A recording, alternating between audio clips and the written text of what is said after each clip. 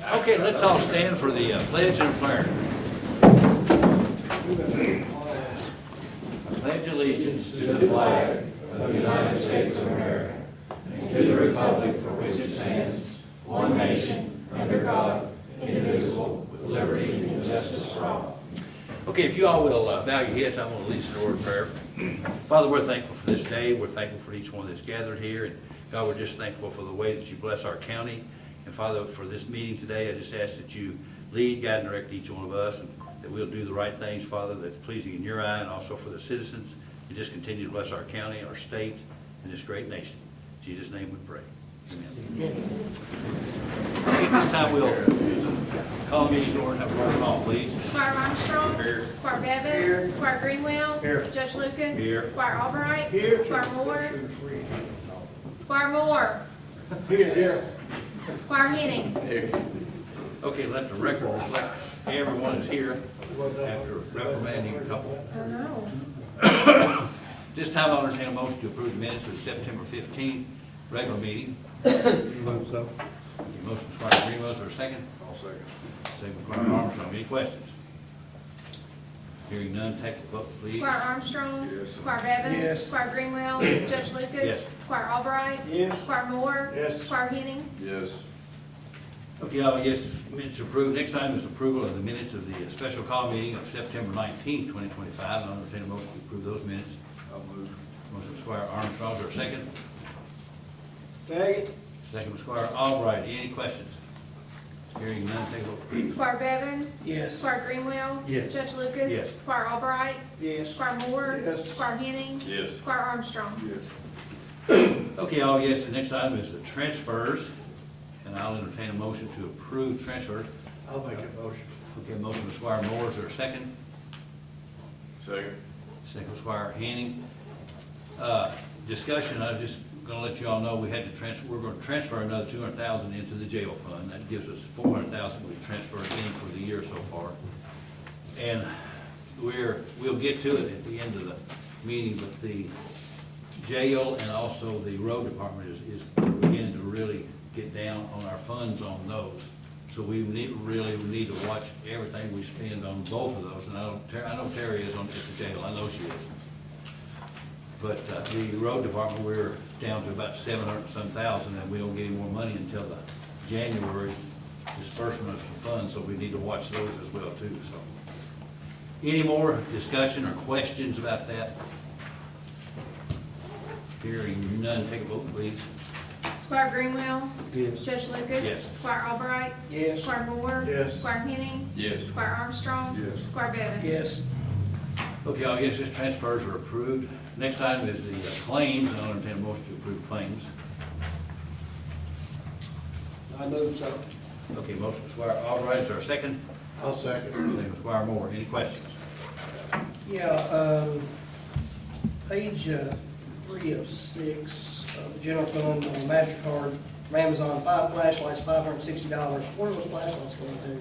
Coroner's office. Coroner's office. They're rechargeable for when they're out on call. All right. Any other discussion? Here, the only other question, or the only other thing I had spotlighted was on step works. We had 2 claims, it was like $15,750. Was that before the decision to go with it? Okay. Yes. There was 2 bills that weren't sent to me. And they were older bills too. Let me see, I think the date's on It was, I didn't put the dates on my note, but, okay, maybe April, May, or I think they're April, May. So okay. I knew we made a decision. Discontinue that if we can, or most of it anyway. So. Okay, any other questions? Hearing none, take a vote, please. Squire Albright. Yes. Squire Moore. Yes. Squire Henning. Yes. Squire Armstrong. Yes. Squire Bevan. Yes. Squire Greenwell. Yes. Judge Lucas. Yes.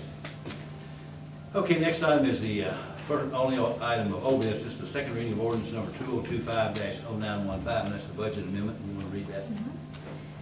An ordinance relating to the annual budget and amendment thereof, whereas the county of Breckinridge has realized unbudgeted receipts from transportation cabinet and be it ordained by the fiscal court of the county of Breckinridge, Commonwealth of Kentucky, Section 1, the budget for fiscal year 2026 is amended to A, increase the receipts of the road fund by $449,839 to include unbudgeted receipts from account code 02-4514 transportation cabinet in the amount of $175,000, account code 02-4514 transportation cabinet in the amount of $274,839.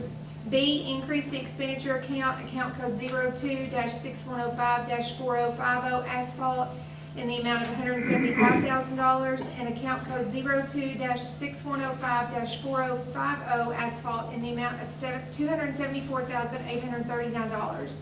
Section 2, the amount adjusting the receipt and expenditure accounts in Section 1 is for governmental purposes. Approved by the Fiscal Court of Breckinridge County, Kentucky, the 15th day of September 2025. Approved as to form and classification the 24th day of September 2025 by the State Local Finance Officer. Okay, I'll entertain a motion to approve second reading of ordinance number 2025-0915, that's the budget amendment. I move so. Okay, motion by Squire Albright, is there a second? Second. Second by Squire Henning, any questions? And we are still in agreement that those discretionary funds, those roads will wait till all the rest of the contract's been done. Probably all of them will be waiting until next year anyway, because we're not gonna have the funds to do a whole lot of blacktop the rest of the year. You'll see it when we get to the treasury. We talked, Laura and I, they have talked about it last week. We're gonna have to really watch what we do, so they can expend that $700,000 pretty quick if they start blacktopping much. Yes, they're gonna, that will be the ending, the two roads there will be the ending ones. Okay. Okay, any other questions? Hearing none, table please. Squire Moore? Yes. Squire Henning? Yes. Squire Armstrong? Yes. Squire Bevan? Yes. Squire Greenwell? Yes. Judge Lucas? Yes. Squire Albright? Yes. Okay, oh yes, just the reading is adopted. The first item of new business is road farmers report. John? Of course, we got done with all our chipping and sealing.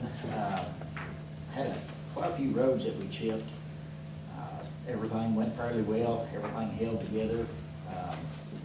We got through it pretty quickly, I feel like. Back to, we're finishing up on the third trip around the county mowing currently. Of course, your long arms are out and your graders are trying to grade and get a little bit of rock on some of the roads. We're currently, right now, we started doing some more dig outs that were requested. We've actually got a lot of roads that really need to have some dig out repair done. Not necessarily roads that are on the list for paving or anything, all those have already been dug out, with the exception of the two roads that have been added.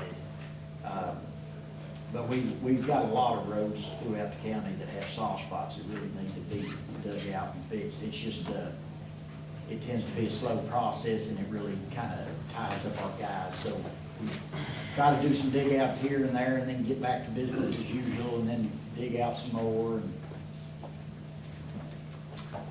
Well, the Long moment's arm, Go ahead. both long arms working, going? they are unless we're doing the dig outs. Okay. If we're doing the dig outs. They're not tore up or nothing, everything's No, running. no, they're both running. If we're doing the dig outs, then we have to have them in dig trucks. Has there been any, I guess, update on spraying driveways? Looking for equipment to do that with, or anything like that? No, I haven't done anything on that. And I know John, you and Jeff, I know haven't looked into any spray equipment or anything like that. No, I mean, fiscal court would have to, set a budget for us to Yeah. buy something like that, so. We do have both of the New Hollands are both down, one's in Rockport, Indiana, one's in Owensboro. The Rockport one's been there 3.5 months, I went over Friday, told them if they couldn't fix it, we'll take it somewhere they can, so, anyway. Hopefully they'll get the thing in, look at it, fix it. What's the remaining problem? Well, I think it's transmission's will not shift. Both of them.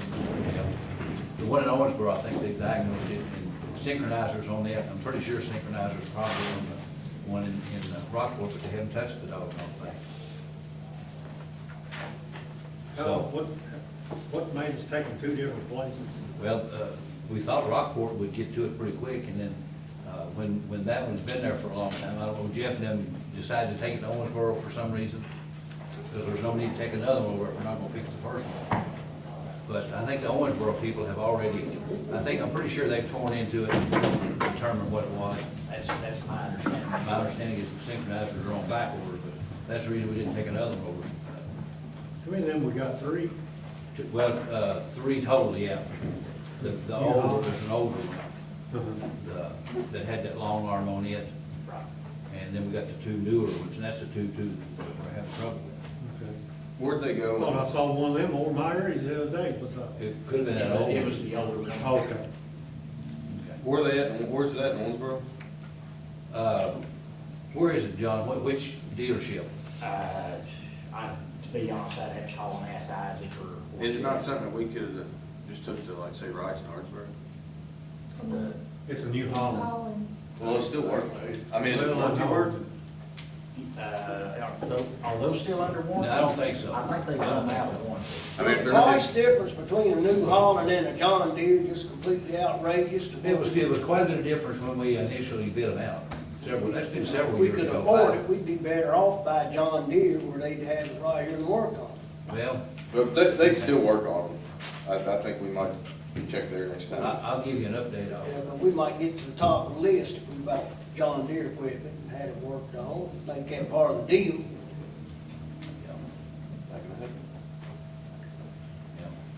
Yeah. Anyway, there was quite a substantial difference between them when we Yeah. initially bid them, so. Okay, anything else, John? No, of course, obviously, whether we're ready for it or not, winter time's coming pretty soon, so. You haven't heard anything from Mago if they intend to come back to the county before winter? They actually intended to come back last week, and they had some issues, and the report that I got this morning was next week. Next week.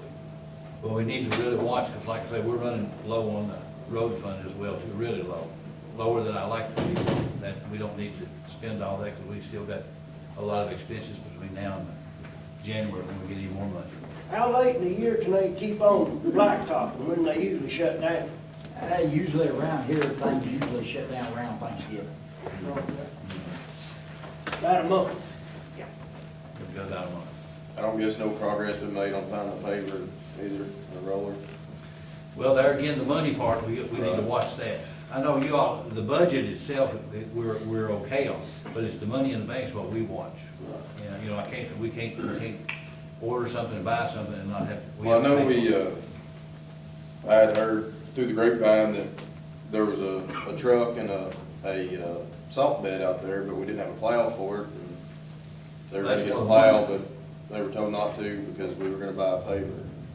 Well, that, I don't know about that, I don't know who told them that, but the one ton's what they were talking about, but it was like over $8,000.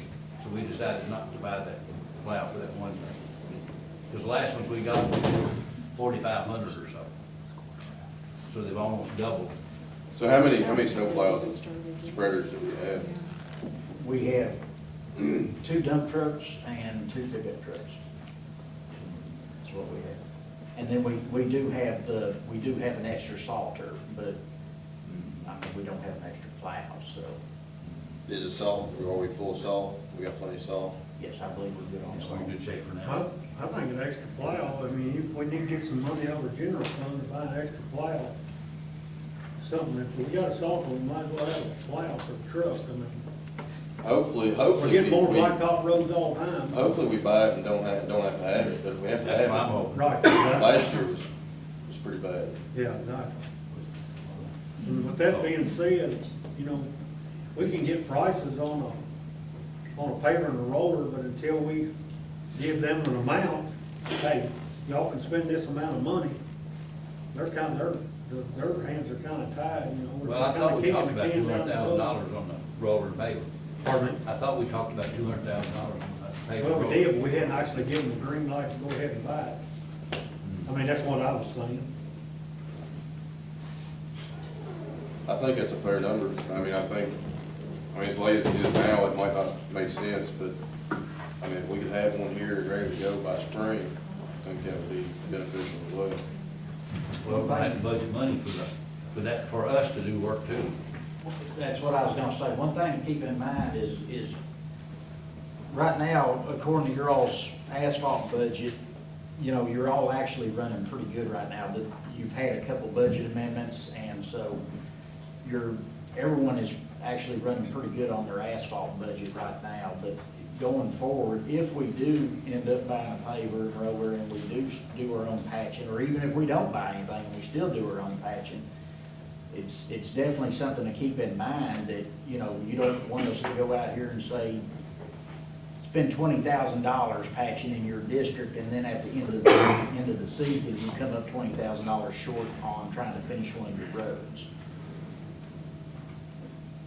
So that's, Is it possible to rent a small paver and roller? Oh, we rented a roller before.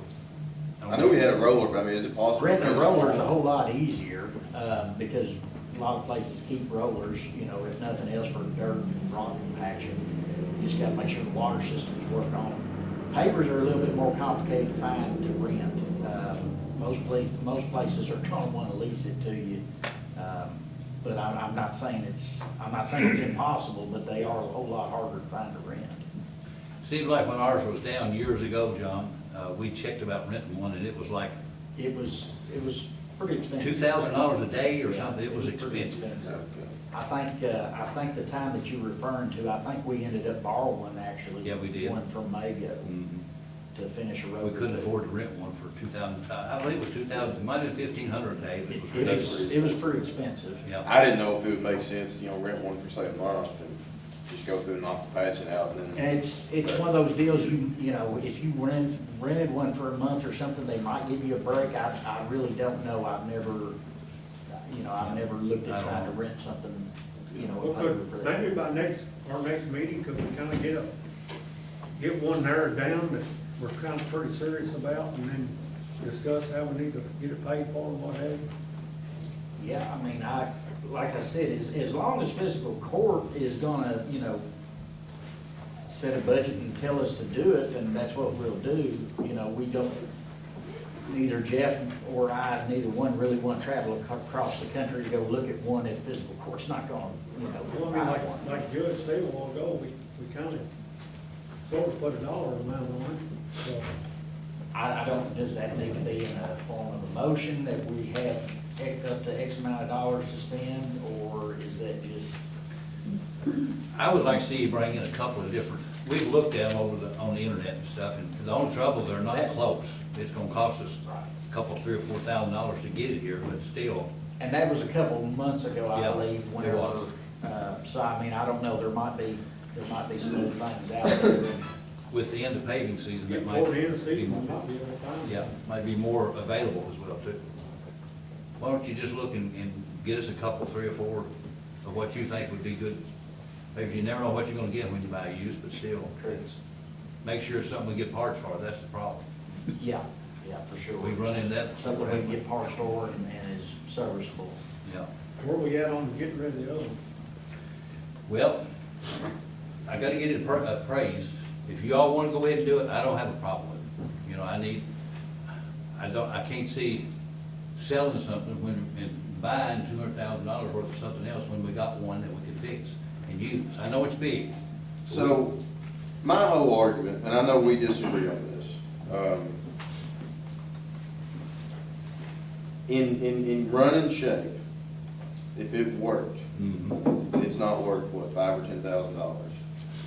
Oh, my God. You're talking about the paper? Yes. It's not worth over $5,000? I'll round up to 10. It's not worth over 10,000. Oh, Brandon. The motor's worth that.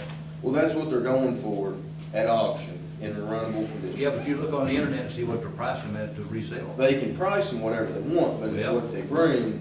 And so my whole argument has been, if this thing isn't worth $10,000 in usable condition, it would not make sense to spend $17,000 to get it to usable condition.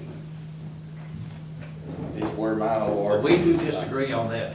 I was, and Gary, you was with me too when we bought this thing back years ago. We bought it in 16. Right. It was brand new, never had a drop of payment put in It it. was a prototype, correct? Well, we found out it was a prototype, Right. yes.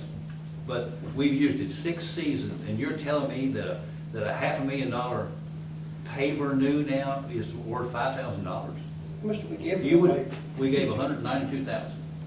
That's back in 16. I'm not shooting from the hip here, I'm telling you what. Now, if that was your you find. combine, would you take $5,000 for a $500,000 combine? I don't think you would.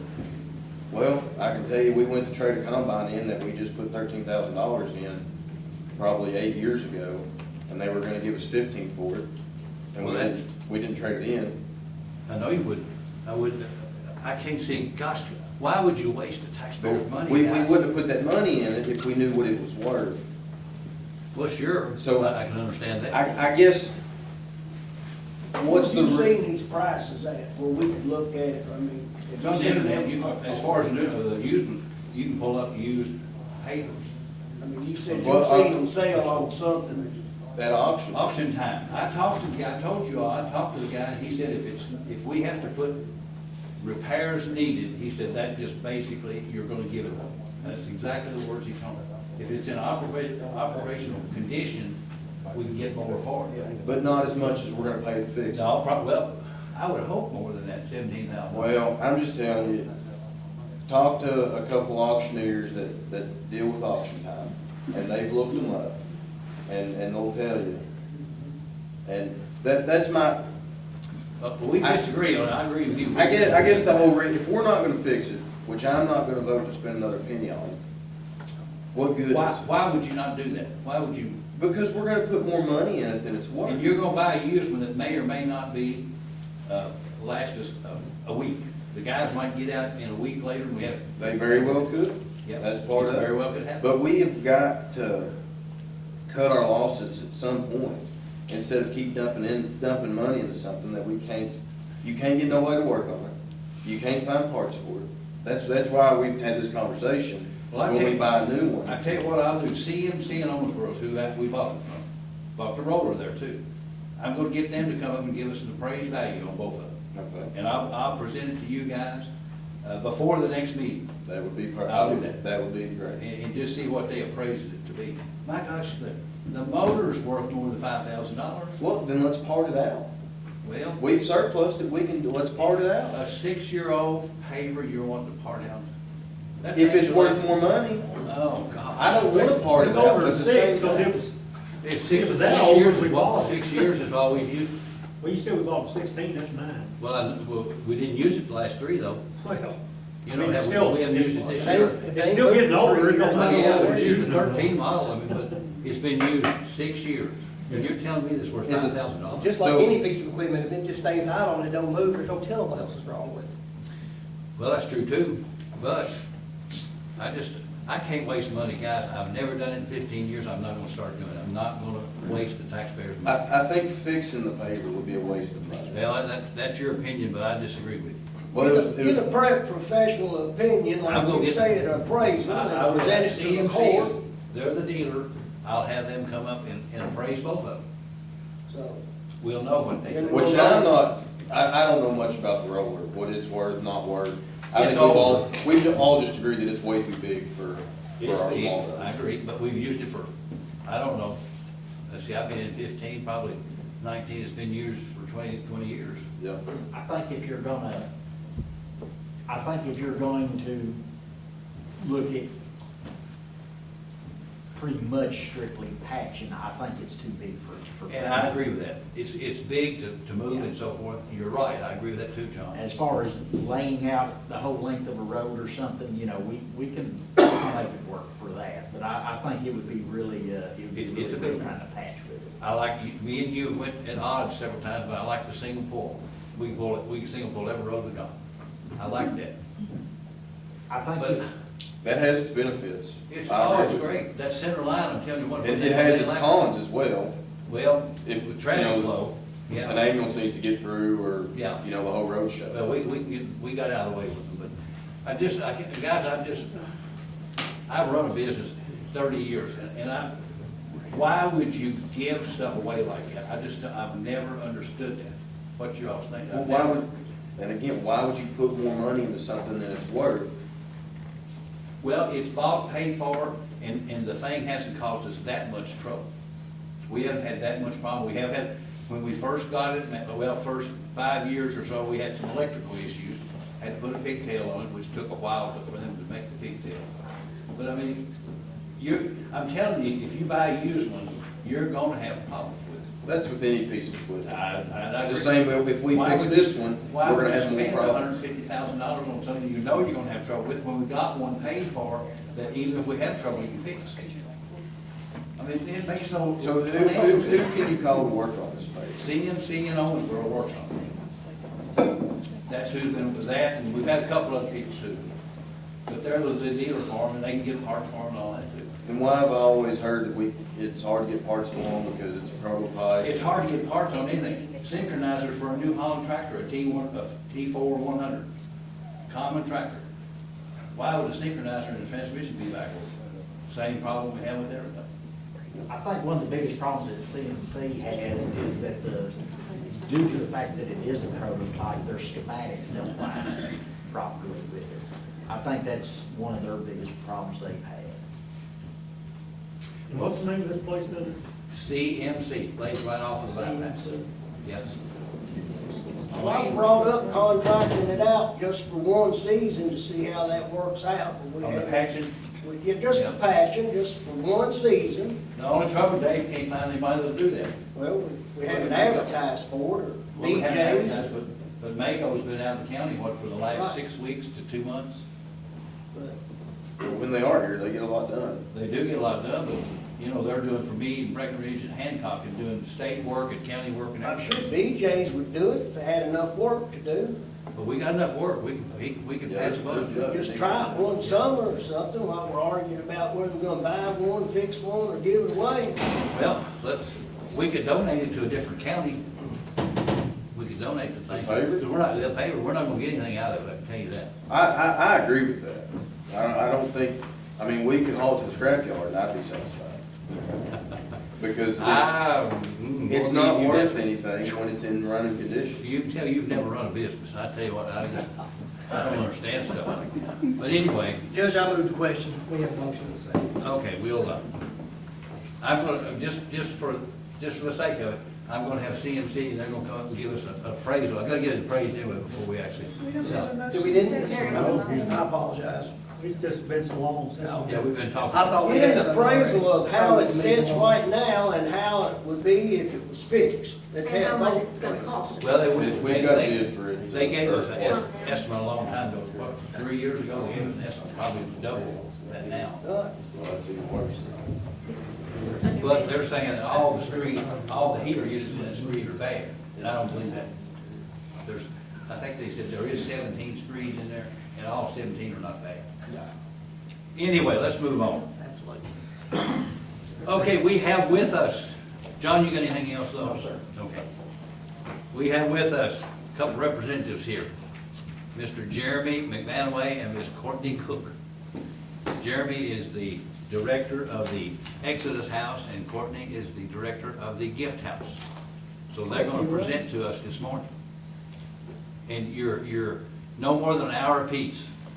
It won't even- I it promise won't be you. close to that. Do I need to get up there and stand? Please, so we can hear better. Some of us are old and can't hear. And speak loudly, we don't have a microphone. I can't hear. Yeah. With that being said, while they're getting ready, is there any reason we can't get some kind of a mic up here? We've got If we do microphones. a whole new system according to Andrew, Well, that'll Can't work. just get some. one microphone it work? won't work.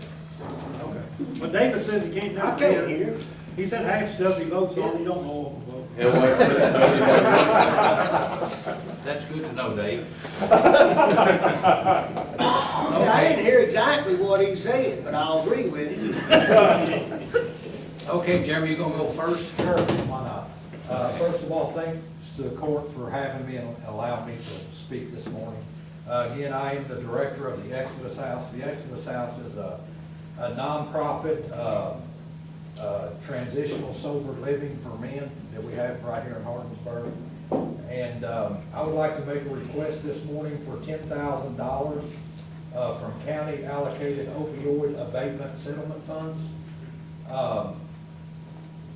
We have received some of these funds in the past, and to be honest with the court, if it weren't for these funds helping us, we wouldn't even be able to do what we're doing right now. The cost is just so high. But the Exodus House is the only men's recovery and supportive living program in Breckinridge County, operating as a nonprofit organization dedicated to helping men rebuild their lives from the devastation of substance use disorder. We provide structured housing, peer support, employment assistance, and family reintegration services to help men transition from incarceration, homelessness, addiction, into lasting recovery and responsible citizenship. Again, we are requesting an additional $10,000 from the county's opioid abatement settlement funds to continue this essential work. All expenditures will remain in full compliance with KRS 15-291, ensuring every dollar directly supports opioid remediation through treatment, stabilization, and recovery supports. Without the Exodus House, men seeking recovery in Breckinridge County would have to travel 40 to 60 miles for any kind of similar service, creating a major barrier to success. These funds allow us to keep recovery local, reduce relapse and recidivism, and strengthen families and workplaces right here at home. So the majority of the men that we get at the Exodus House are local Breckinridge County people who have struggled with addiction. My heart is to really try hard to reach the folks of Breckinridge County, so we can be a solution to the problem. I mean, we all know that this is a huge problem. Yes. Everyone in this room is probably affected by it somehow. And so, not every man in that house is from Breckinridge County, but I will say the majority is. We try our best to keep it that way. And so it's very difficult for me, without taking up 2 hours of your time this morning, to say exactly. I mean, I don't want to sit here and take up all this time to show you my whole budget that we operate on, so I'll try to keep it similar, and if the court has questions, I'll be glad to answer the best that I can. But with this money, there's so many things that we use it for, and a lot of things, you know, just come up. It's things that come up, that a need that these men have, and so it's hard to predict the future, but it's always different things. But I'm going to speak on a few things that this would help with this morning. One of them is transportation assistance. I request $3,000 for that. Reliable transportation to employment, counseling, meetings, medical appointments. Transportation is the highest expense that we have participants to remain consistent in recovery. So it costs me over $100 a week just in fuel, going to and from therapy meetings. 90% of these guys that come don't have a driver's license. And so, you know, that's a goal that we set before they graduate the program. We want them to get a driver's license, but the majority of the time there, they don't have a license. And so we hold up to 10 men, and there's times where I'll spend, it'll cost me $70 in one day for gas going all over the place.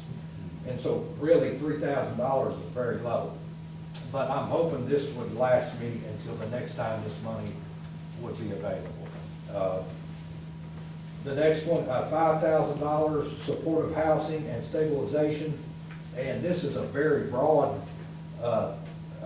assortment of things, but like food, hygiene, housing costs for men entering the program directly from incarceration or homelessness, provide a safe and stable environment to begin long-term recovery. So it's a multitude of expenses. These guys get here, normally they don't have anything. I mean, they have to eat. It takes me a while to get them set up on food stamps and things like that. And just the cost of upkeep on the house itself. I mean, I have a back wall that I need replaced. It's probably an $8,000 job of that house, but I'm putting it off, you know. But food, hygiene, just a wide variety of things.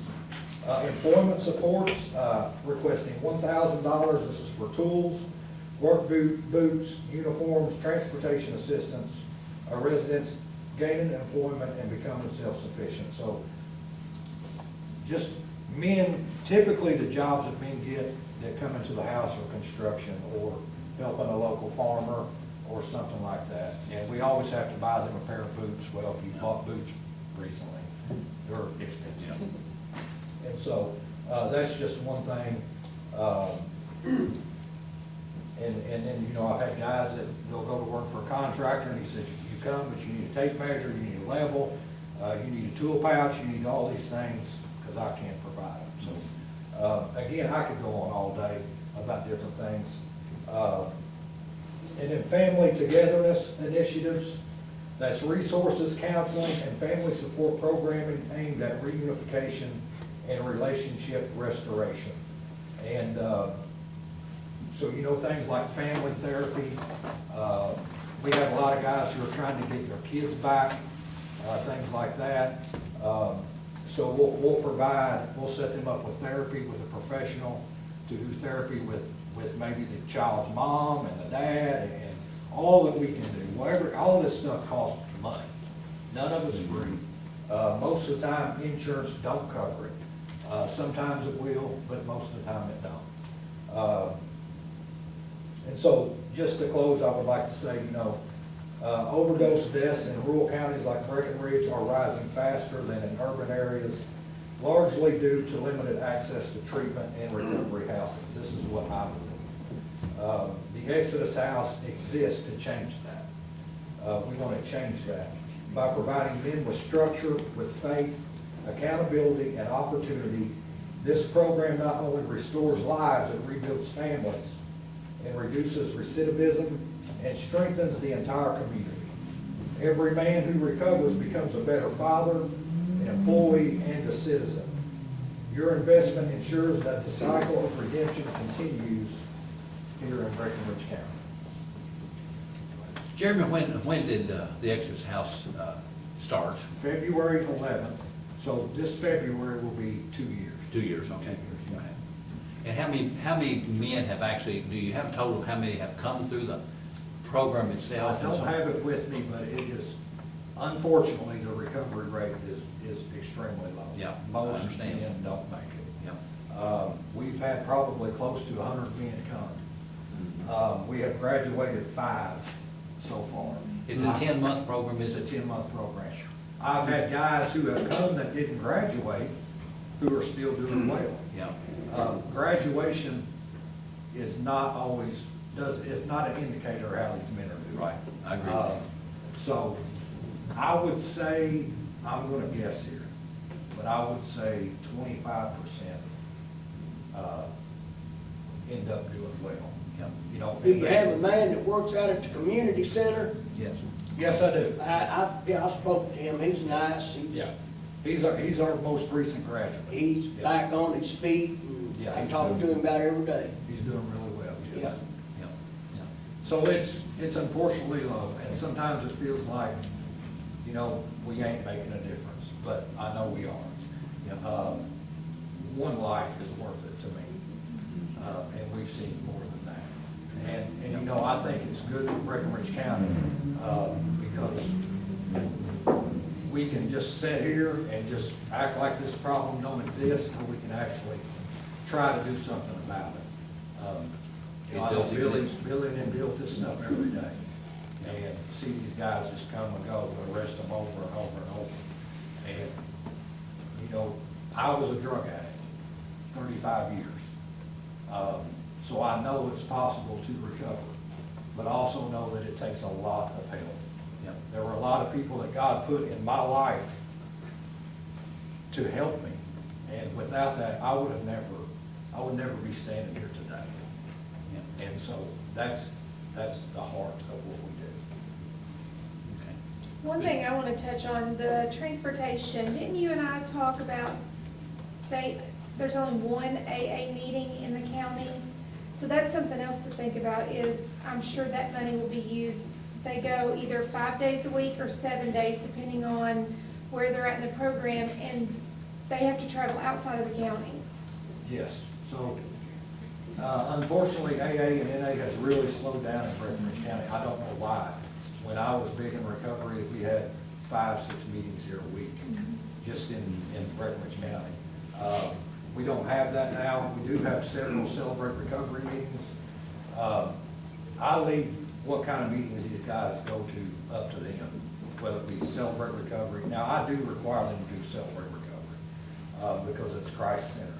But if they want to do AA, that's okay. But the trouble is, if they go to AA, well, I've got to drive them to Meat County or wherever, because there's nothing here. Yeah. So that's another, yeah. Courtney, you want to present too? Yeah, absolutely. I didn't mean to cut you off, Jeremy, but No, no. I think anybody else got any questions for Jeremy about the excess house? I think we can combine it at the very end there and when we talk Because they're about. both very similar. Yeah, yeah, this is gonna sound a lot like his. I did a copy from my phone. You're just the female version, Yes. correct? Thank you all for listening to this presentation today. My name is Courtney Lyons. I'm the Executive Director of the Gift House, Inc. We've been operational since 2018. We are a nonprofit. I'm here today to request an additional $10,000 from the county allocated opioid abatement settlement funds. Kind of like the Exodus House, the Gift House is the only place that women have to go to find recovery here in Breckinridge County. Without it, most women would have to travel again 40 to 60 miles to find rehab or treatment. And because we are a program, we are doing the same things that rehabs are doing. We work hand in hand with DOC, probation, parole. A lot of our women come straight from incarceration or the streets or domestic violence situations. These funds are so helpful. It's so much more than helpful. They are life-saving. Some of our biggest costs are also transportation, because where we live, this is a huge county, but unfortunately it's mostly farmland. So we do a whole lot of traveling to get done what we need to get done. All these funds will be used in compliance with KRS 15/291 to directly support opioid remediation for recovery and stabilization efforts. Our budget looks just a little bit different than what you all just heard. So I'll just kind of go over that real quick to give you guys an understanding of where these funds will be used. Transportation assistance, I'm requesting $3,000 for that. Transportation barriers are one of the top 3 reasons rural residents fail to complete recovery programs in Kentucky. It's a pretty big deal. To give you guys a better overview of how much we spend on transportation each year, it's close to $7,500. This is gas, insurance, maintenance, other repairs, tires, all the things. This is transportation and medical appointments, therapy, recovery meetings, as Katina had stated.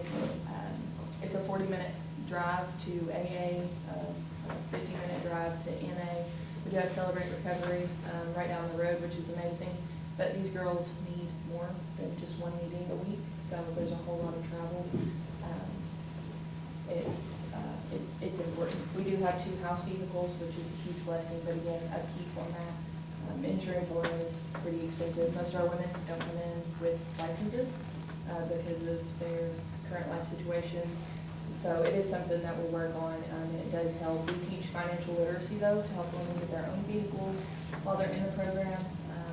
I don't know a single graduate that has left without a vehicle. Financial literacy is one of the most important things that we teach so that we can stop them from ending back up in codependent or just bad situations. Administration overhead, I have $500 for that. That's accounting, for compliance, reporting related to grant oversight, expenses, office expenses. It's quite a lot. Because we're a nonprofit, we run off of this little bit of income that we do have, so that would be amazing. Stabilization and housing support, that's $4,000. This is basic needs for women entering the program from incarceration or homelessness. Our bills every year run about 25 grand, so this touches it, but it's a great assistance to help with that. We're blessed to live in a community where so many people donate clothing and hygiene items to us and stuff, but there's a lot of times where we're waiting 6 weeks for food stamps to hit for these women, so we're buying groceries for them and new bras and underwear and little things like that that we don't really think about. Truly a necessity for these women to feel kind of normal again. evidence-based recovery curriculum. So we are a Christ-centered program, but we do a whole lot of evidence-based recovery. It's important for these women to understand the disease of addiction and how it really affects them, not just in their addiction, but in their everyday lives. Addiction is so much more than just using drugs. It's all those bad habits that we carry with us throughout our days. So educational and therapeutic materials for trauma recovery and relapse prevention. Most of our women, all of our women, are sexual assault survivors. So we do a whole lot of grief counseling and like workbooks and just recovery material, everything evidence-based. It's super important for us. And then also peer recovery support and case management. I am the only staff member there. Just a little bit of transparency. I make $300 a week and I work about 50 hours. I would love to be able to bring on a second person part-time. It's not so much that we need that money for that, but it would help. I have a woman who's in the process of training to get certified. Would love to be able to bring her on part-time. This helps women when they have more than just one person to lean on in that program. Healthy mentorship is so important when you're an addict. It's one of the most vital things that you can have. Because of being able to offer individualized care, graduates leave our program with more than just sobriety. They leave it with coping skills, knowledge, support systems, financial literacy, and everything they need to not end up back as they were. So a second part-time employee would just be a huge help. It would truly be an asset for the women that come in our program. And then my final last little statement says, they truly do leave the program as new creations, and I am testimony of that as a past graduate of the program in 2023. I now oversee the whole thing, and it's my passion. I can tell you that this program works, and these funds are just, it's so much more than just a help. These funds are so much more than just a check. They are women being able to walk closer to freedom and away from the addiction that they've lived in for so long. Any questions? Where's your place located? We are the old flower shop on Main Street. We've got some fall painting on our windows. Did you do that fall painting? I did, and I need to finish it, but as you know, I'm expecting, and I've been sick a lot lately, so I haven't Morning got it sickness. finished yet. Yeah. She's the one that actually painted, did all the improvements there to the swimming pool as well too. So she's multi-talented, and I promise you. I was gonna help her, and she kind of told me to get to the side. Which I don't blame you, Gordon. Thank you. I appreciate y'all's work and your dedication to the programs. It's very important. Thank you. I might be going out on a limb here, but what all does it take to do an AA program or NA program? Both y'all have traveling issues to go to these programs. Is it something that we can set up here in the county, or? It's something. And that may be something on Kayla's side, or I don't know. It's a pure land, okay, we can't do that. I'm completely ignorant on that part of it, so. There's nothing that stops us from starting one here, except for someone who would lead it and take care of it. It's something I would love to do, but I cannot commit to it because I'm completely covered up with what I do now. But I have reached out to people who I know have been in AA and things like that, and asked them if they would be interested. So far, no luck. Is there training available for a leader of either? Sure. I led an NA meeting, a Products Anonymous meeting at Community Praise and Worship Church right across the street from the detention center all the way up until about 8 months ago. I led it every week. I was there, and the only attendance we had were the girls from the gift house. So they received nothing by the elements who showed up. And it had been, that meeting actually just closed down, but it had been open since before COVID. And nobody showed up. I think from what I understand, which I'm not from Breckinridge County, but when COVID happened, that's when all the meetings had shut down. It is. When COVID happened, that slowed down, and a lot of my guys are on probation parole. And before COVID, probation and parole would always require so many meetings per week. It would be a requirement. I haven't seen probation and parole do that in a long time. Like my guys that are at the Exodus House, they're on probation parole. They have no requirement from probation parole of any meetings that they have to do outside of what I require. Hmm. And so, I would like to see, I feel like, if probation and parole would start, you know, making that mandatory, well, then you're gonna have people who will be more apt to start these meetings, because really, anybody can do it. So, side note on that, it's hard for us, we can tell people, yes, you have to attend these meetings. Right. But if we're saying you have to attend these meetings and you have to travel 45 minutes each direction, Right, 3 or 4 I understand. times a week to attend those meetings, then it looks like we're setting those people up to fail. Sure, absolutely, yeah. Because like you all have said, most of the people that are needing to attend that don't have a valid license. So then they're having to try to rely on someone else, and if they don't follow that condition, then they're getting revoked and they're going back to jail. Yeah. So I would say that's probably part of it. I know like on my end, on the misdemeanor cases, that is part of our issue. If there's a meeting local, you all let me know, and I'm more than happy to make that a condition for people when I have them in court. That's a good. But it's hard for me to just automatically set someone up to fail. Sure. Right, absolutely. That's I the agree. same issue we have with our transportation. It's why we drive so far. Everything has just shut down, so I would love to be able to start more. I'm just not sure how realistic it is because of, you know, the lack of being able to force it. You know, people, addicts especially, don't want to do what they don't want to do. So it's, yeah. I have a question. When you guys were talking about, the $3,000 and the other, was that what you're gonna do with the $10,000, or is that you requesting extra? No, that's what they're With the doing. 10,000. Well, it's budgeted. And all those things fall under the opioid restrictions? Yes. Okay, cool.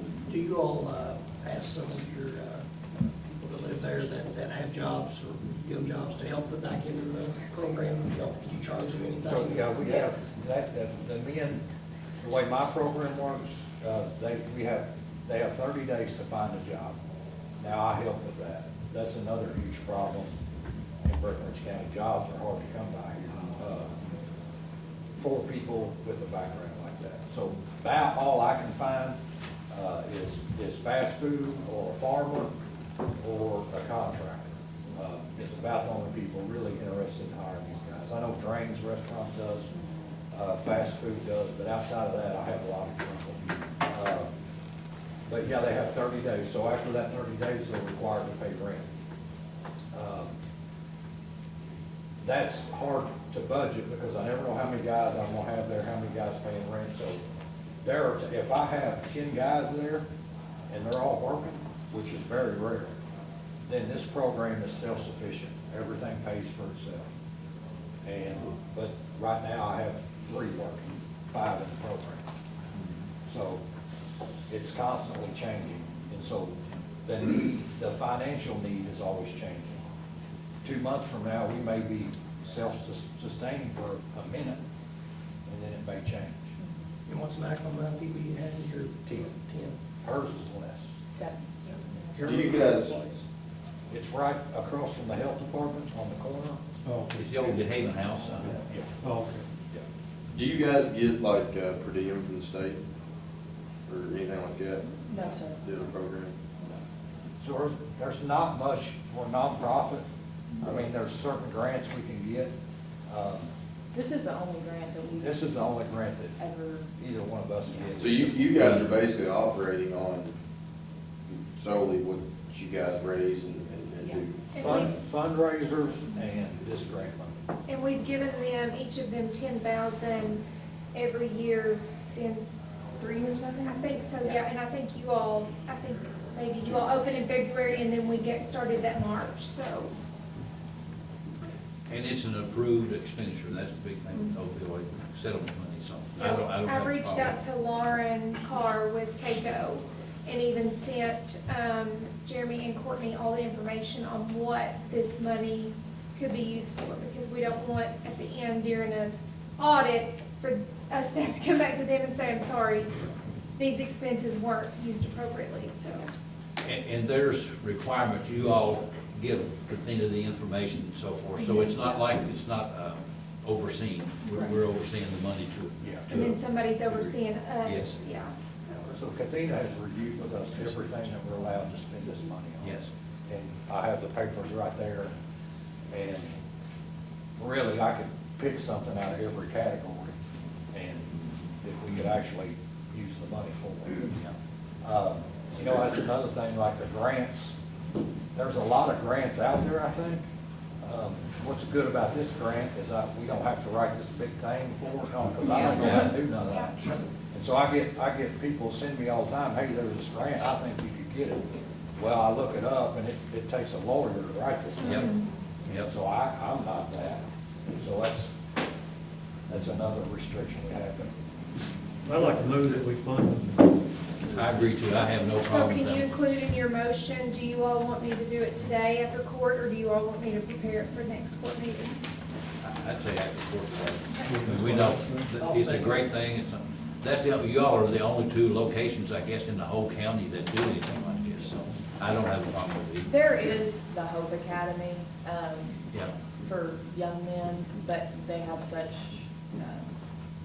tight requirements. You have to be between the age of like 17, Yeah. 21, Yeah. something like that. I Can some of appreciate your your own all- graduates, can they start to do the AA programs and stuff? They could, Yeah, yeah. yeah, absolutely. That's what we hope to do. Yeah, that's ideal, is to As train we, them up. as these men and women graduate and they grow in their recovery, the hope is that they would begin to do things like her and I do. Because that's a big part of your recovery, it's actually the 12th step.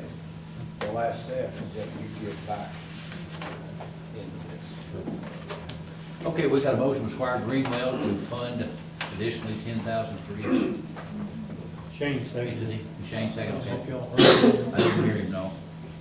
Okay, any other discussion, questions, or anything for, I just appreciate the work y'all doing. Thank you guys Yep. so much. okay, if no other discussion, take a vote, please. Squire Henning? Yes. Squire Armstrong? Yes. Squire Bevan? Yes. Squire Greenwell? Yes. Judge Lucas? Yes. Squire Albright? Yes. Squire Moore? Yes. I'll Okay, reach yes. out to one of you all at lunchtime or a little after. Okay, that's You all fine. come out and get the check. Yeah, thanks for your time. All right, thank you for presenting and what you do. Yeah. Okay, we're gonna move right along then. The next item is the FEMA DR 4864 Public Assistance Grant, and that's to do with the April 25th. I can do that. You want it on this, or you wanna wait until you give your report? Either way, I mean, this is the state's contract with us. Yes. That says we'll meet our 13%, and they'll meet 12%, or whatever FEMA decides to. Good. So this number in here is not the actual number? No, I wish it was. Wishful That number is the state's total number. I figured it was something to do with that. We buy a new paver roller and all Yeah. the trucks and everything else. We'll have We'll have everything we need. You betcha. Okay, I'll entertain a motion to approve that contract and authorize me to sign that. I'll move. Motion Squire Henning, second by Squire Moore. Any questions? Hearing none, take a vote, please. Squire Armstrong? Yes. Squire Bevan? Yes. Squire Greenwell? Yes. Judge Lucas? Yes. Squire Albright? Yes. Squire Moore? Yes. Squire Henning? Yes. All yeses. Next item is the detention center SOP. And I don't have anything. She's got, I brought a hard copy, there's not any. No changes. It's just the formality of. We just need to do that every year. for your inspection, For my it's inspection. required. I'll entertain a motion to approve the detention center SOP with no changes. Motion Squire Bevan, is there a second? I'll second. Second Squire Armstrong, any questions? Hearing none, take a vote, please. Squire Bevan? Yes. Squire Greenwell? Yes. Judge Lucas? Yes. Squire Albright? Yes. Squire Moore? Yes. Squire Henning? Yes. Squire Armstrong? Okay, next item is a proclamation of Respect for Life Month, and you want to read that? Whereas life is to be respected in all stages of development, beginning with fertilization to continuing natural death. And whereas we shall show respect in our daily lives as we protect the unborn from the abuses of abortion. We will raise them in the traditional values that come with a traditional family. And whereas life will be respected in the latter years of life by having in place a continued support system which will offer them the dignity earned through years of service to family, church, community, friends, and country. And whereas life will be respected through the acceptance that life is not ours to give, nor is it ours to take. These are the functions of a higher being. That being is God. And whereas Respect for Life Month is a month of recognition that we were given the gift of choice, not as a weapon against life, but so that we can call upon our God and receive eternal life. Now therefore, I, Morris Lucas, Judge Executive of Breckinridge County, do hereby proclaim October 2025 as Respect for Life Month in Breckinridge County. Okay, and I'll sign that today. So we'll move along. The next item is the surplus of the Breck Central truck and trailer. Do you have- Yes, I do.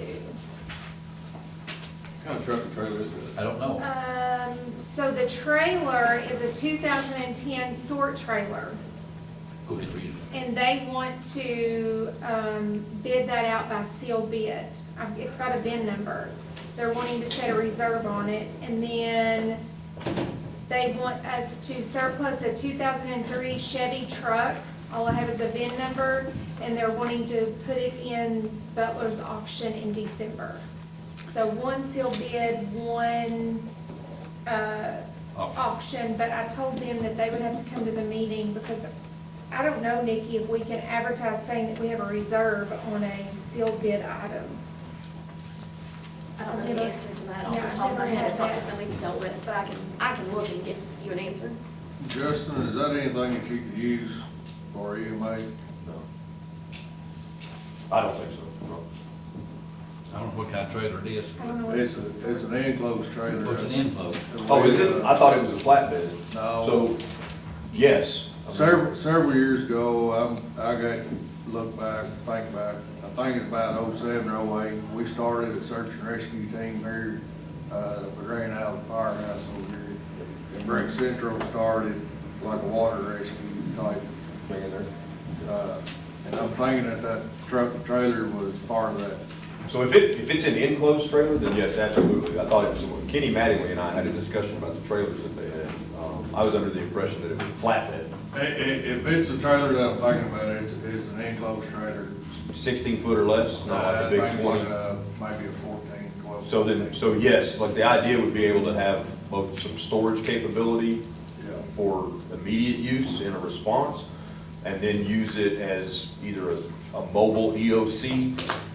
There was along- a trailer, I know it was bought through the fire department, city of Hardinsburg had, that was a mobile command unit, had all the radios and office. So I've seen that one, and it's still over there. If it's a trailer that I'm thinking about, it's an enclosed, but I'm thinking it may be a 14-foot, I can't remember right off the top of my head. We're gonna go ahead and declare it surplus. If you all want to, we'll go ahead and declare them surplus, and then you all look at them before the next meeting Yeah. and see if it suits our needs and so forth. It's a 2010 trailer is what it says it is, but for enclosed, it is a whole lot. I was like Justin, I thought it was a pull-behind open trailer. If it's the trailer that I'm thinking about, it's an enclosed trailer. And then, like I said, that, best I remember, that truck ain't a bad truck. So, I was trying to think of which one it was, because I knew they had the Tahoe, but it's and the a Durango. it's a white single Single cab cab, four-wheel okay. drive. Okay. So I got a question. What's the process behind this on why we're marking the EMS things as surplus? We do all, we do EMS, we pay their insurance, property and liability, and their vehicle, and we do it for all the fire departments as well. They purchase the vehicles, but for whatever reason, fiscal court is required to, so like these vehicles, we'll surplus them, take bids, but they'll essentially get the money for it. Right. I guess I was wondering why And they I don't come to know, us. we've just always done it that way. Nikki may have an answer, I don't know, but we pay the insurance on all the vehicles, they have to be in our name, like Breck County Fiscal Court, care of Breck Central. So we technically own, like on paper? Is that? On paper, we're co-owned, I guess, because it will Okay, say well, that Breck would- County Fiscal Court, care of Breck Central, or care of Custer Fire. Okay, so that's probably why we. KCO requires it to be in our name in order for us to insure it. Right. Same with the sheriff's office. That I makes don't think sense. if there's anything we could use, they would just give it to us because we paid their insurance all along. And possibly that's what I'm kind of thinking too. That'd be Trade-off. We can, let's make sure it's what you could use, Justin, I guess is the big thing, so. Well, well, let's back up a second. If that is an option, we should probably wait to surplus them. Right? Well, it won't hurt to go ahead and surplus them. If it's not anything that you can use, Because you we can already get started. from a government agency to Yeah. a government agency Yeah. without surplus and or taking bids. When is the auction? It said December. December. Says Okay, December. December the 13th. So why don't we just wait, that way if it don't need to be surplus, we're not gonna, the trailer wouldn't have to be surplus. So we can just do the truck Okay, today. you wanna do the truck today? That's fine, me. I mean, we can do a special call meeting Unless surplus. somebody wants to go That's call what we have to and do. we can make a decision before the meeting's over. The truck's decent shape. I know we could use a transport truck out there at the road garage to get guys doing pro equipment, right? That's true. I'm sure we could use it. 2003. Okay, wanna go ahead, let's see, we wanna just wait on both of them then? We got time. Yeah, we got time to do it. Okay, well, we'll take no action on them. How's that sound? And if something happens and it don't work out, maybe we can do a special call and Zoom meeting Yeah, we can do that too. and do it that way. Okay, we'll take no action on that then. Okay, next item is to accept 1.3 miles of Patriot Shores Lane into the county maintenance system. 1.3 miles, we've got the deed, everything's So, pause. paused. Yeah, I stole Charlie earlier in the meeting, so I could talk to him about it. The plat that's on the deed, I think there's potentially an error on showing who owns a portion of the property that touches the road. Because it's showing Tucker's as owning on the lower side if you're looking at the plat. And so Charlie's gonna contact Adam and get that corrected. I would wait to sign it until we have the corrected plat, so we can update that in the legal description. Yeah, it's a simple, he's got an arrow pointing to a strip of land. There's about 3 spots where the arrow points to the strip between the road and the property line, and it shows that is owned by Tucker's. Charlie says it's not, but we need the plat to be correct before we Yeah, adopt that. I see what you're saying, yeah. Yeah, On the bottom side. We on talked the about bottom. that last week. Yeah, we talked about it last week. Okay. So approve it pending correction of the plat, or do you want to I wait would till wait, next meeting? I would wait, or we can do a special called meeting once we get the plat. Yeah, There's I'll no be rush. ready for it tomorrow afternoon. Okay, we'll just hold off. Okay. We'll take no action on that then, okay? We're doing no action then. Animal shelter report, we'll make a notation, we've received that. The next item is the EMA coordinator report. And I think, Justin, you wanted to mention a few things at this time. Yeah, so pending any questions from the court on the quarterly report that you should have in front of you, there was just 2 things that I wanted to talk to the 6 magistrates about. The first one is our FEMA claim that we're working on. Anything that's donated, whether that was manpower, equipment usage, people driving their truck around checking on roads, we can claim in our process. You won't get paid back for it, but what we will do is any of that money that would be calculated based on the hours that you worked, the equipment usage that you had, fuel that you spent, that dollar amount would go to offset the county's 13%, meaning we basically pay less overall. So what I'm asking for the 6 of you, because I know you were out doing things from April 2nd to May 16th, anything that you did that was related to the flooding, you went and looked at roads, you went and walked over Richard Moore Bridge, for example, you looked at properties out on the lake, whatever it was, any calls that you made, maybe just sitting your truck on a road saying, hey, don't go down here because it's flooded, that counts. And if you give me that information, I can put it into the claim. Just as an example, just the hours that I've worked on this from a management perspective, when you do the calculation, comes out to about $6,000 so far that we want to put onto a claim. So whatever the chunk of change is that we might be eligible for, anything that you did that was donated, time, resources, gas, will help offset the county's 13% that we, in a lot of cases, have already paid because we've already fixed a lot of the roads and stuff like that. So for you, all you got to do is just send me the 5 Ws. If you go back through your phone and you made a phone call and it sparks a memory about you being out on a certain road at a certain time, calling the dispatcher saying there's debris or a tree, whatever, that counts. And you just, an email to me with the 5 Ws is sufficient. Because you guys did 6 times probably more work than other folks did. The second thing is along the same lines. I would like each of you to talk to the fire chiefs in your districts, because every single one of them had a call for service, and every single one of them should get paid back for that call of service. That's something that they, the chiefs, can bring to the court and say, if we donated this much time and resources as firefighters doing emergency services, then if I were a chief, I'd come in here and say, I'd like to have that amount of money back, and then let you vote on it. But for whatever reason, my pressure on the chiefs has not been enough. So I'm gonna ask you to put the pressure on the chiefs to get me that information. I have 30 more days to put the damages as well as the donated resources into this claim so they can be adjudicated. That doesn't mean our whole claim process will be over in 30 days. The bigger things like fixing bridges and roadsides and stuff, those are gonna be actual projects, and there will be a project management that's associated with it. So for the FEMA claim, those two things, anything that you did, and then put some pressure on the fire chiefs to get me that information. They can go back to the dispatch and see the laws. I've got the calls, I can give it to them, already have, but you guys help me out.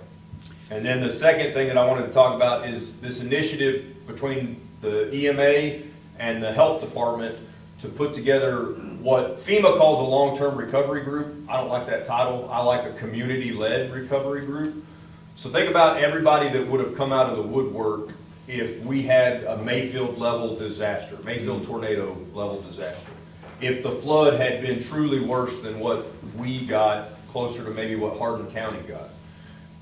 You guys know organizations, you know commercial companies, you know private, nonprofit, faith-based organizations that all would have come out and said, hey, we want to help. What I'd like you to imagine, if we can get ahead of that disaster, whatever it is, and we can exercise and we can meet probably on a quarterly basis with those organizations that would provide some kind of recovery capability. I don't care if it's cutting trees, bulldozing things, building homes, because a construction company would say, hey, I'm going to donate this home and I'm going to help build it. We have people in this county that will do that. Imagine how much better the response would be if it was planned and rehearsed before the actual disaster, and how much faster we could get to either saving lives or fixing property. That's what this recovery group is designed around. So the 6 of you can do 6 times more community engagement than I can on any given day. So in the back of your mind, when you meet faith-based organizations, nonprofits, nonprofits, or even commercial entities that would probably do things after a disaster, let them know about this initiative. They can talk to me, they can send me an email. There's a whole bunch of information about it on the Facebook page, on the Breck EMA Facebook page. And I'll be more than happy to sit down with them individually, or better yet, invite them to the quarterly meetings with a lot of organizations that are already in our community. That's all I've got.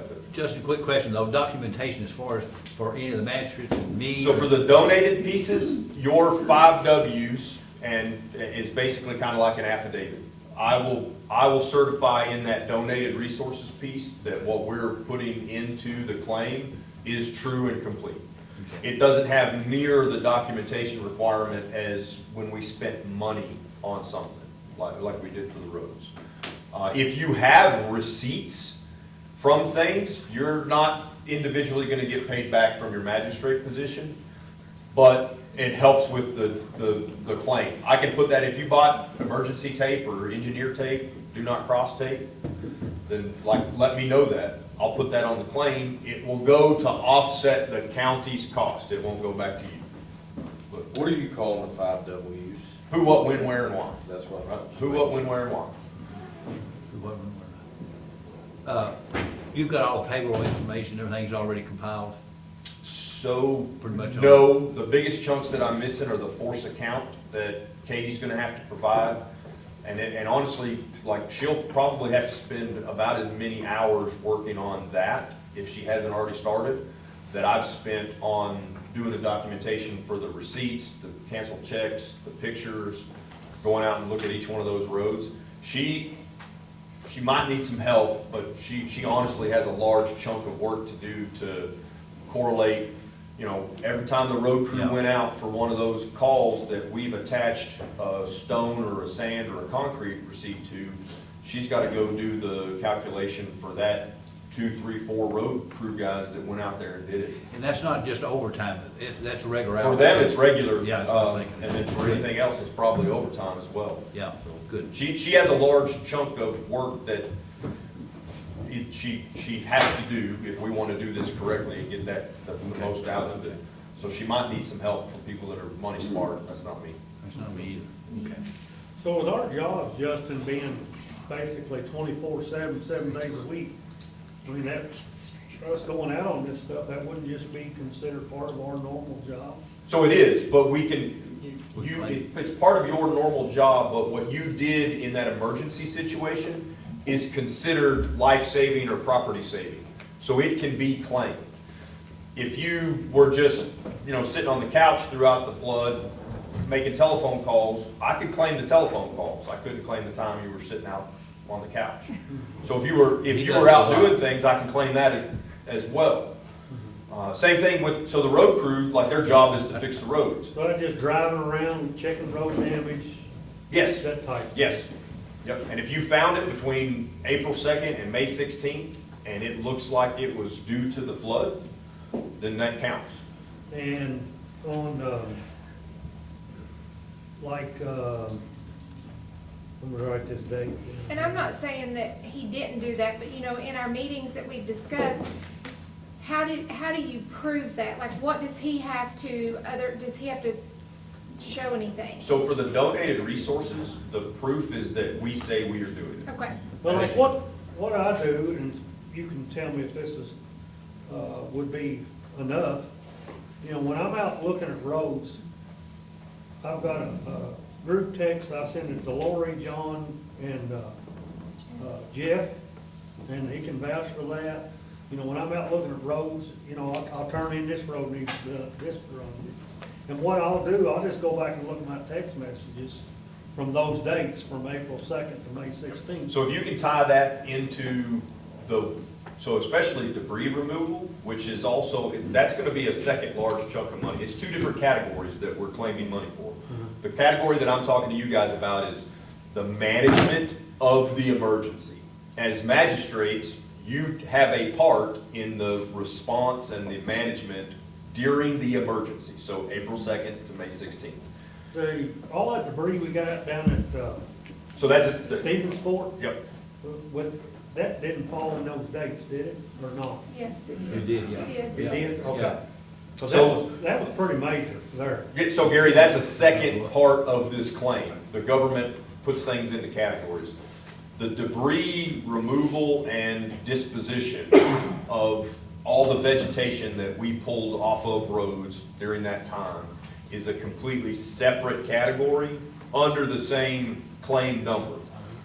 That's a different beast. It's gonna require us coming up with a plan of how we're gonna reduce and get rid of the debris, estimates on what, you know, equipment would cost or contracting it out.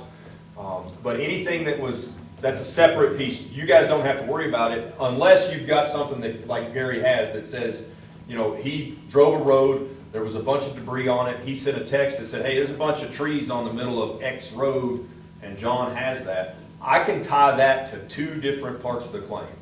The debris removal, and then your management, donating your time to the management of this emergency. It's two different categories that pay differently under the same claim number. So you'll But need down to know, Dusky, like, most of my time was debris related. Yeah. Okay. So because what I can do then is I can do the forensics and say, you sent a text, said there's a bunch of debris on the road. I'll take that date and time, Hazard mitigation. we'll look at what they've done, and then I can go look at what the dispatchers might have for a call for service to a fire department who went out there and did a bunch of, I mean, McDaniel's Fire Department had 35 different calls to a tune of probably 100, 120 hours worth of labor. That's when I need the documentation, because they went out there, they took trucks. Which 2 trucks did they take? Because a fire truck as a ladder gets a different rate than a rescue truck as an F-250. I prefer the latter, right, because it's a bigger truck and it has a bigger rate. But whatever the actual piece of equipment and the people tied to it were, that's a different part of the claim. That requires a lot of digging and then a lot of evidence. Your evidence for your donated time is you saying, hey, I was doing my job as a magistrate from April 2nd to May 16th, and here's some times that I can prove that. For the government on that side, that's good enough. But now this is strictly for the roads that we have declared correctly? And No, those no? not for what I'm asking the magistrates Okay. for. For the magistrate's donated time, It that can could be any- anywhere in the county that you were doing something that we can pretty Even if you easily didn't find prove. anything. Even if you didn't find anything, You still drove around and yeah, it's looked. considered management costs, because we had to manage the response to this emergency. So every time you went out and said, man, the water was rising somewhere, I'm gonna go check Dutchka Mills Road, or I'm gonna drive Roth Lake, I'm gonna go see what the bridge looks like at Richard Moore, that counts. Because ultimately, you're trying to mitigate the damage that might be being caused during the course of the emergency. Judge, I want to thank you for your work. Judge and I have been in office here together since 2011, and I have never seen so much action out of the EMA director. He's wearing me out. He said you're wearing him out. He said you're wearing him out. It means he's doing his job. That's good, man. Okay, He's gonna have to thank work you. harder, Judge. I know it. Stay off the golf course, I guess. I'm out there so much. Okay, anything else, Justin? No, sir. Okay, any questions about his report or anything? Do you have any, like, single-page flyers for that community-led initiative? I've got this, so it's one of the simple answer is no. I have that tent card that I've been putting in restaurants and gas stations that talk about both the county's code red system, which is our automated warning system, and then on the flip side of it is kind of an EMA info. It's one of, the preparedness and recovery is one of them, but I don't have one for it. I'll make one. Yeah. I'll post it on the Facebook page and I'll send it to you. Yeah, I appreciate that. Can we get some dates when you have your quarterly meeting that you're talking about? Yep. So we can attend that? I'll send, the next one can be on November 13th, but that's, so here for you guys, you might have heard the LEPC meetings that the EMA has done in the past. I know the judge has sat in on some. The assessment of those meetings in the past is just a colossal waste of time. And that's not just Breckinridge County. As I've talked to every other EMA in our area, it's kind of 50-50. It's a requirement by law to do 2 meetings a year based on the local emergency planning committee, which is tied to facilities in our county that have a stockpile of what FEMA calls extremely hazardous substances. Right? So think certain types of fertilizer, certain types of insecticides, pesticides, maybe liquid acid batteries in our cell phone towers, right? In our county, we've only got 4 facilities that have that level of extremely hazardous substance. So it doesn't take a lot of work over the year to keep track of those, look at their emergency plans, maybe even ask them to exercise that emergency plan. So in the past, these meetings were basically, let's get a quorum, we'll bang a gavel, we'll spend money on an announcement in the newspaper, right? It's a waste of time. So my idea is to combine it with things that won't waste time, like getting after preparedness and recovery.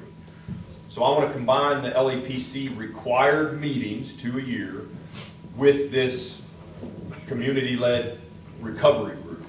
Because we could exercise it. We could say, hey, what if X location went up in flames and they've got these emergency, or they've got these extremely hazardous substances? What if it flooded out? What if a tornado went through it? How does our recovery after that look? So that's, the next one's gonna be on November 13th at the health department. They've got space comfy enough to meet. I'll send Kathina the invite so she can send it to the 6 of you. You're more than welcome to come, especially as elected officials, because we're in a recovery. I'm gonna look to you to do a lot of work. So I think we have a conference at the same. We do. Yeah. Okay, thank you, Justin. And Bill Loden texted me back, and it is an enclosed trailer, and it has shelves in it. all right. if it's a good base to start with. I mean, I still like to look at the axles and Yeah, yeah, I hubs was and gonna bearings and say, stuff. it's a 2010 model, 15 years old, so might wanna check it. If it's set for a long time as a Yeah. trailer, that's not Yeah. good for it. Yeah. Okay, next item is the sheriff's activity report. We make a notation, we've received that. Looks like they've been pretty busy this last month, 1,138 calls. Sound like you need to give more money to Exodus House and Gift House. Yep, reckon that'll help. I got you. Just slow it down a little bit. Okay, next item is the treasurer's report. We'll make a notation, we've received that. Next item is the treasurer's quarterly report, first quarter. We'll make a notation, we've received that. Next item is the jailer's report. We'll make, anything you want to say, Tara? I saw 110, plus you got 14 more maybe to pick up this week. Yeah, we got the names Friday, got the medical this morning, so hopefully deal. we'll get all 14. Our Breckinridge County inmates keep going up and up and up and up and up, though, Nikki. If I let them out, you're gonna fuss at me. If I don't, if I put them in, you're gonna fuss at me. I'm not sure what you want me to do. Just saying. Well, Post it. okay. Okay. Nothing else, everything else going okay? No leaks, no nothing? Good. Next up, the only other item I've got is we have a water line license that came in Thursday or Friday, I think. Friday. Friday, okay, it's 380 Somerset Knob Road, Lane, actually. 380 Somerset Knob Lane. And Katrina's got all the links, 1,800 feet, Austin Board, so you've got all the information that you need. Okay, I'll entertain a motion to approve that water line license, authorize me to sign it when Nikki gets it done this afternoon. Got it. I'll make a motion. Okay, motion by Squire Moore, or second? Second. Second Squire Greenwell. Any other questions? Hearing none, take a vote, please. Squire Greenwell? Yes. Judge Lucas? Yes. Squire Albright? Yes. Squire Moore? Yes. Squire Henning? Yes. Squire Armstrong? Squire Bevan? Yes. Okay, all yeses, the water line license. Anything else come before the court? I got a few things. Okay, Has the road viewing committee been out to Legacy Lane yet? I don't think so yet. I don't think so. We get, I don't think so either. Yeah, they've been doing a lot of other things, as you know. But I'll make a note and ask Jeff if he can get those two guys together. We may have to update the members on that, because one of them is not in the best of health issues, so we may have to get another person on that, so, okay. another thing, can we look at drafting an ordinance for these data centers that's coming before we get behind the eight ball like we was with the solar panels? Data center, Could we, so you're not in favor of them? That's a touchy subject, anyway. could we look at doing a moratorium on them, until we can get that taken care of? I don't know, Nikki, is that possible? We've never been approached by any, and I don't think there's any reason that we'd ever agree. They gonna They're be gonna come to us. Well, I'm sure Meade County wasn't approached until they approached. Yeah. yeah, now theirs has been in the works a little longer, though. It was several months involved. I talked to the judge. I think it's already being looked at in Breckinridge County. Really? From what I've gathered, yes. We don't have planning and zoning either, so. What's your thoughts? Well, I with think we that probably being, can. I think we can draft a moratorium on it for now, while we get the information, but, you know. Y'all want, How well will I don't have a problem doing that, no. Okay. Meade County's got a moratorium. They actually, I don't know if it's an ordinance yet, but they passed for a moratorium. Well, they voted, well, they voted down too. Yeah, The oh, planning yeah, and zoning oh, yeah. voted down and court Yeah, voted. yeah. they don't have an actual moratorium yet, they voted to have it Yeah, drafted, yes, so. yes. Do we need to vote on the same thing, or? If you want to make a motion to have Nikki, You want me to do it, I need a vote plan. Yeah, I'll make the motion to draft. okay, a motion by Squire Henning, second by Squire Armstrong to have our To draft a. very capable county attorney to draft a moratorium for, AI data centers? Gotta keep our. for a year, for 1 year? Yeah. Okay, Is that you said for 1 year? for 1 year, Gotta keep her busy. yep. I'm very bored in my office. Okay, any other discussion on that before we vote? the hold on anybody. Okay, if not, take a vote, please. Squire Albright, Squire Albright? Yes. Squire Moore, Yes. Squire Henning. Yes. Squire Armstrong. Yes. Squire Babbitt. Yes. Squire Greenwell. Yes. Judge Lucas. Yes. Okay, anything else? I've got one last thing, I know we're beating a dead horse, but how many hours does our paper have on it? 1,900, I believe. Yeah. I think one of them has 1,900 hours. That's from a long time ago, but Okay, so I had, some people doing some research here during the meeting. good. There was one with 766 hours, it sold for $5,400. Is that a F-1000 model? That one don't say. The next one is a F-1000 with, 266 hours on it. Uh-huh. It sold for $6,000. 6,000, we need to buy that one. And then there was another one, an F-1000, so, for $6,250, and it had 1,500 hours on it. 6,250. We So, can buy one of them cheap and we can fix ours. Why, sure, let's just Then buy sell it. ours for scrap and pay for that. Yeah. well, if we knew, we could have bought all three of them. I guess we got took involved in that thing, I guess, Gary. You was involved in it. I wasn't involved, no You reason was to involved. I was that. told when they unloaded it, the guy that brought it to us said, y'all just made a mistake. Really? I didn't hear that. Oh, now Judge, you I did did not hear that. So, anyway, I just wanted everybody to know, On a Well, go ahead. On a serious note, you know, probably 2 years ago, we wouldn't even have brought this subject up, but lots changed in the last 2 years, and I've had a lot of people reach out to me, and I think we probably ought to have a special call meeting to get public input on planning and zoning. I mean, used to people, if you brought that up, they would want to lynch you, but there's a lot of interest. People have opinions both ways, and I think as a court, I'm not saying we need it or we don't need it. I think we ought to let the public give us some Kind of a input. public Well, forum. it's a touchy issue, and as long as it's not extreme, some of these counties, you can't build a That's doghouse exactly without. right. You're getting a exactly right, and permit. that's not what That's I right. think we need. We don't need something where if you want to build you a outbuilding, you've got to have it Yep. approved. Yep. But there's been a lot of people that have said, how come we don't have, what are we doing just sitting here? So I've had a lot I of think people approach me about it. If you're gonna do it, you need to do it somewhere besides here, where you We have do. enough room for everybody to fit. Yeah. I'm sure we could probably I'm not get trying to be- fairgrounds for that. But Yeah, if fairgrounds you, would be fine.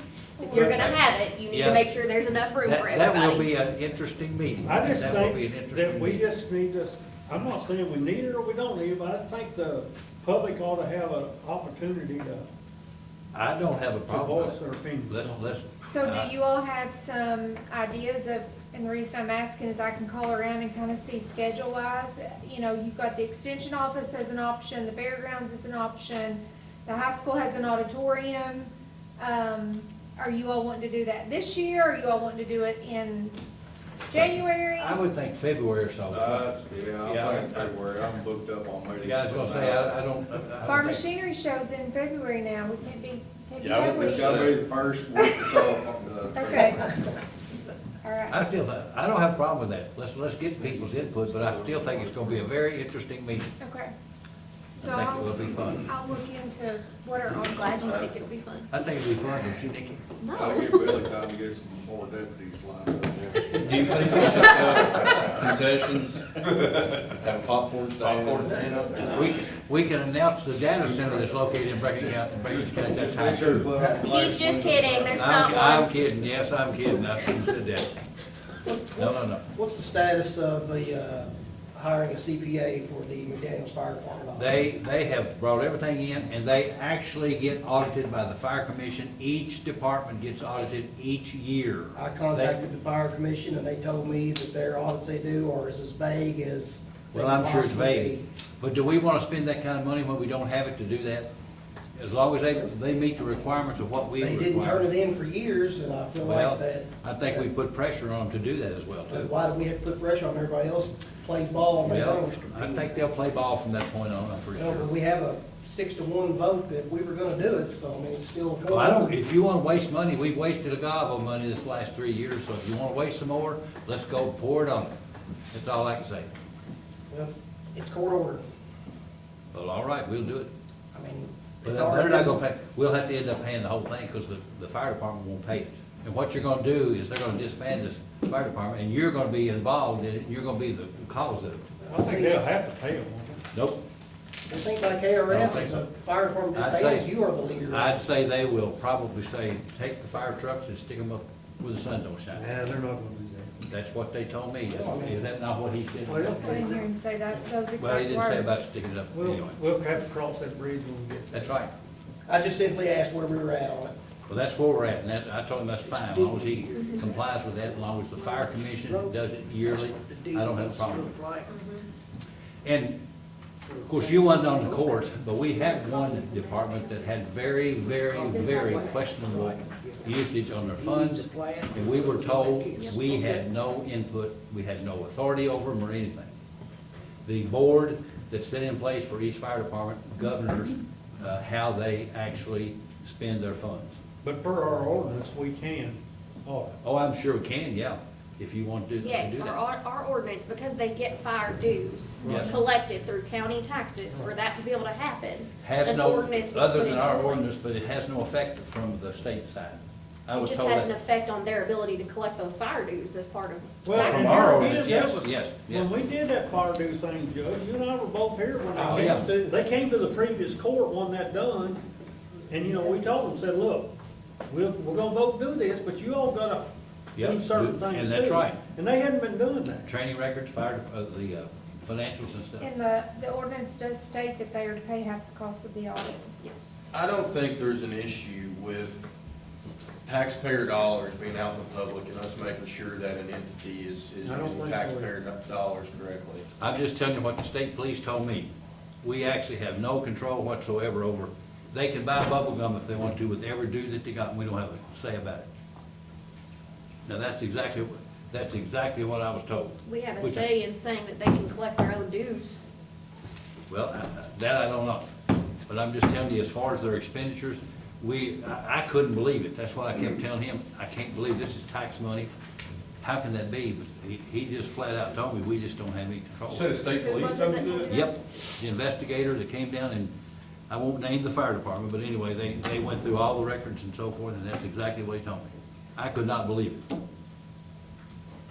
Well, if it comes back that they're not, their numbers are not matching up, we won't allow them to collect, we won't collect our fire dues for We them. won't have a sheriff collect the fire dues for them, let them collect their own. Hmm. I think you're opening up a can of worms that don't need to be opened up, but anyway. Well, if everything turns out okay, then there's no problem. Other than what money we spent for the, What are you gonna do though if the audit comes out and says, well, here's some expenditures that were not approved or shouldn't be approved? you just have to wait and see what it is. What's gonna happen? I don't see how you can talk about that till you know what it is. There's nothing wrong with people being held accountable to taxpayer dollars. That's what we're 1,000% here agree with that. Nope, I don't have any problem. We get audited every year. I don't have a problem with that. But I don't see the purpose of it when we have no authority over the expenditures. Anyway, So what's the process here then? well, if y'all wanna go ahead and force that, that's fine. I have no And that's problem. what we voted to do. Yeah, that's fine. I'll call Mr. Steve and tell him. Anything else?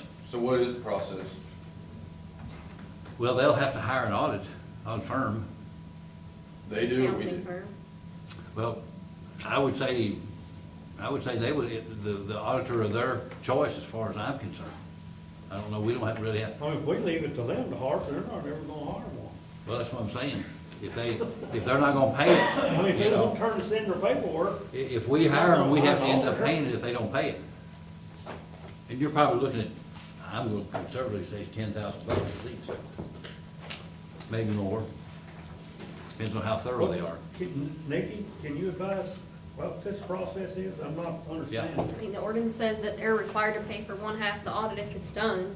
Well, If who something gets the happens and they auditor? don't, What if they, yeah, what if it they? doesn't clarify on that who is responsible for finding the auditor, not to my recollection. I don't have it right in front of me. I mean, obviously, if it's an ordinance, it's enforceable in court. Therefore, if they don't carry through with paying for their part, then we Yeah. can file civil suit. Yeah, now that'd be good. To enforce That'd it. be really good. Well, if everybody plays by the rules, then nobody has to. Here you've got all volunteers that are volunteering their time, and you're gonna take them to court. Now, that's really, really, really good. Okay, anything else? If not, the next regular meeting of the Breckinridge County Fiscal Court is scheduled for Monday, November 17, 2025, at 9 a.m. at the courthouse. I'll entertain a motion to approve. To adjourn. Motion by Squire Green, was there a second? Second. Second by Squire Henning. All in favor, say aye. Aye. All right.